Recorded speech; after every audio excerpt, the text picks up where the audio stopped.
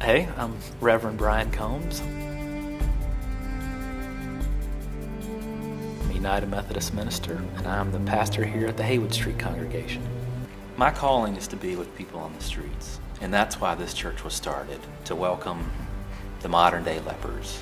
We do our very best to welcome people just as they are, and to leave those oftentimes short-sighted, narrow stereotypes behind, and instead welcome people as God sees them, which is a grace-filled person of sacred worth that deserves to be loved, that deserves to be heard.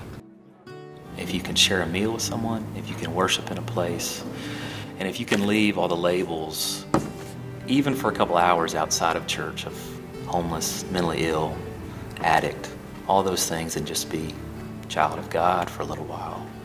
I think that's a big reason why we've seen such an influx of folks on the street come. To see business people come and sit on these pews and weep during worship, I just haven't expected that.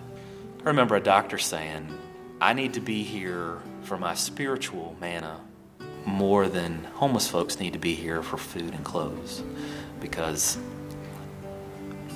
this is part of my spiritual growth, and it pushes me and it makes me uncomfortable, but I need this kind of community.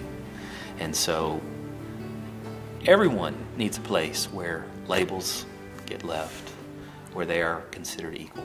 What I hear people say a lot to me is this is the church they've always wanted to worship at, because it reflects their understanding of Jesus, which is a Savior with radical hospitality, inclusive love, extending grace in every direction, and always inviting the circle to be widened.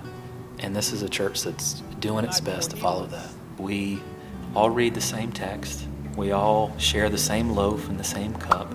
We all sing the same hymns. We all say the same prayers. We all hold the same hands together. And there's something transcending about that brings folks together. We have an obligation as people of faith to include everybody in this circle of faith. So often in new church growth, there's a push for one particular demographic that you only focus on, say, upper middle class, white, suburban professionals. But my understanding of church is much wider than that. And so the more diverse, the more bohemian, the more eclectic, the more blended, the more it feels like worship, the more it feels like church.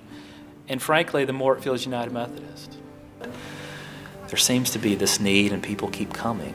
So we're going to keep responding and loving folks the best we can.